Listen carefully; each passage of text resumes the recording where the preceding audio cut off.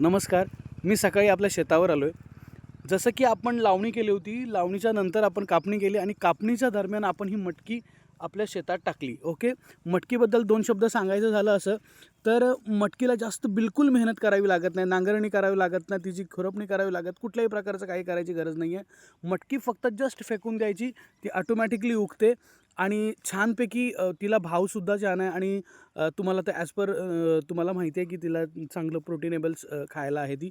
So अशा प्रकारचा मटकी आहे. हे पहा, हा सिम्बा आहे. सिम्बा छोटा आहे खूप. सिम्बा माझ्यासोबत आला आहे. सिम्बा सी आहे. सिम्बा इकडे बघ. हा बघा, सिम्बा मस्ती करतोय. खूप छोटा आहे.